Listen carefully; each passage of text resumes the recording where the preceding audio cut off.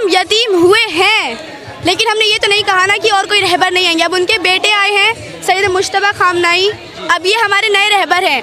अब अगर खुदा न खास्ता इनको कुछ हुआ ना तो फिर एक और रहबर आएंगे। आप क्या सोचते हैं आप हमें मार के ख़त्म कर देंगे? नहीं कर सकते आप लोग हमें मार के ख़त्म। डर है ये भी खत्म हो जाएंगे, आपको ये भी डर है? हमें नहीं डर है, किसी से पूछ लिए यहाँ पे किसको डर है कि खत्म हो जाएंगे। तो हम कह रहे सरेंडर कर दे वरना अंजाम। ट्रम्प चाहता है ना कि सरेंडर कर दे, हम थोड़ी चाहते हैं हम सरेंडर कर दे। और हम एक ऐसी कौम है जिसको अगर खत्म कर सकते ना तो 1400 साल पहले करबला में ही हमें खत्म कर दिया होता। वो एक नारा है ना, तुम कितने हुसैनी मारोगे हर घर से हुसैनी निकलेगा। इसी तरह कि तुम कितने खामनाई मारोगे हर घर से खामनाई निकलेगा। क्योंकि सऊदी ने ही अमेरिका को भड़काया था बातचीत के दौरान कि आप खामनाई साहब को शहीद कर दीजिए तो शायद ये जंग रुक जाएगी। यही हुआ था। नहीं, अभी जंग जल्दी तो नहीं रुकेगी, किसी एक का तो खात्मा होगा, चाहे अभी ना हो बाद में हो, लेकिन ये जंग बहुत लंबी चलेगी। देखिएगा, अगर वो मेरी ये सुन सकते हैं जो मैं कह रही हूँ, वो सुन रहे हैं, तो उनको ये सुनना चाहिए कि जी हाँ दोस्तों, आज जो ईरान को सारी दुनिया बुरा भला कह रहा है, लेकिन मैं ये कह दूँ ईरान इस चीज़ को पहले ही से वार्निंग दे रहा था। अमेरिका या इजराइल अगर हमारे ऊपर पहले हमला किया तो हम मिडिल ईस्ट में धुआं कर देंगे। जी हाँ दोस्तों, लेकिन जिस तरीके से अमेरिका ने सीधा ईरान के सुप्रीम लीडर सैयद अली खामनाई साहब को टारगेट किया और उसे कत्ल किया, तो ये तो होना ही था।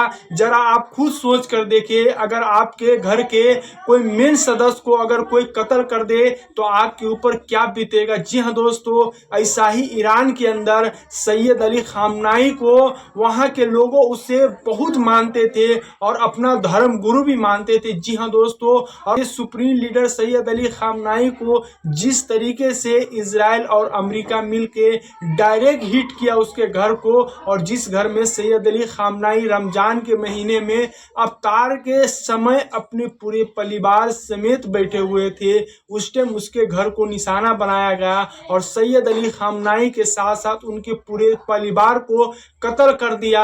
और दुनिया के मुसलमानों में आपको ये बताना चाहता हूँ, इजराइल जिस तरीके से फ़लस्तीन और गजा के मुसलमानों के ऊपर जुल्म करते हुए आ रहा है और सारी दुनिया ये खड़ा होकर तमाशा देख रहा है, क्या इजराइल ये गलत नहीं कर रहा है? क्या आपके जबान ये बोलने से क्यों डर रहा है जो हाँ इजराइल गलत कर रहा है? आखिर ईरान तो उस मजलूमों के साथ दे रहा है जो फ़लस्तीन और गजा में उसके ऊपर जो जुल्म हुआ उसकी आवाज़ उठा रहा है, फिर भी आप ईरान को ही गलत बना रहे हो।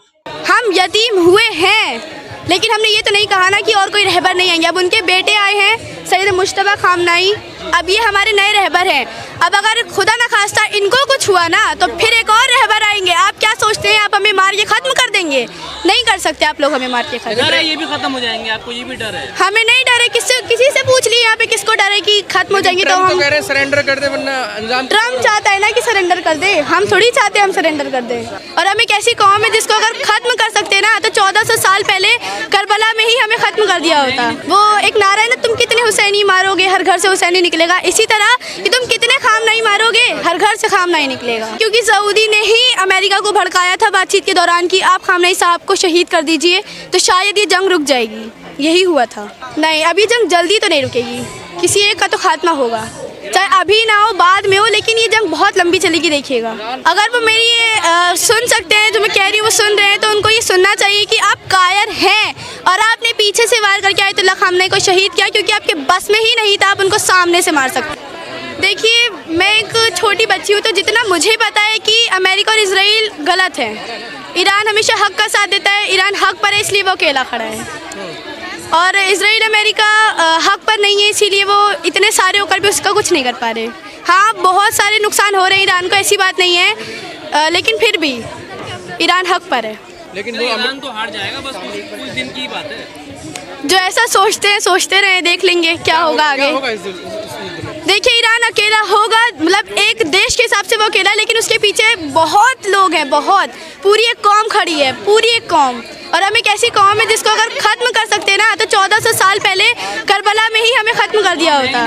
शिया सुन्नी तो अलग है आप लोग से क्या है? नहीं, शिया सुन्नी भाई भाई। अब अगर कुछ लोग ऐसा सोचते हैं कि हम सुन्नी अलग हैं, शिया अलग है, तो वो उनकी सोच है, लेकिन हमारे रहबर भी कह देते हैं शिया सुन्नी अलग नहीं है, हम सब एक साथ हैं, हम सब भाई हैं, भाई भाई हैं। खामनाई साहब की शहादत ने बताया है कि हम सब कितने साथ हैं। हम सब लोग मुसीबत में कितने साथ हो गए हैं, खामनेई साहब की शहादत ने हमें ये बताया है। पूरे ईरान को ऐसे ही खत्म करेंगे जैसे खामनेई साहब को खत्म किया था। तो ये उनकी सोच है कि वैसे ख़त्म कर देंगे। वो एक नारा है ना, तुम कितने हुसैनी मारोगे हर घर से हुसैनी निकलेगा। इसी तरह कि तुम कितने खामनेई मारोगे हर घर से खामनेई निकलेगा।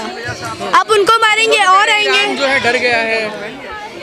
ऐसे तो लोग कह रहे हैं अमेरिका डर गया है। अब ये तो वॉर के आखिर में पता चलेगा ना कि कौन झुक रहा है कौन डर रहा है। लगातार वो तो आपके बड़े बड़े नेताओं को, ईरान के जितने भी बड़े नेता हैं सबको मार रहे हैं चुन के। अब जो शहीद हो रहे हैं ये शायद उन लोगों की गलती है कि वो बंकर में नहीं है, वो खुलेआम है, वो डर नहीं रहे। तो इसमें तो हम क्या कर सकते हैं ना कि अगर वो मार रहा है तो वो मुखबरी करवाता है।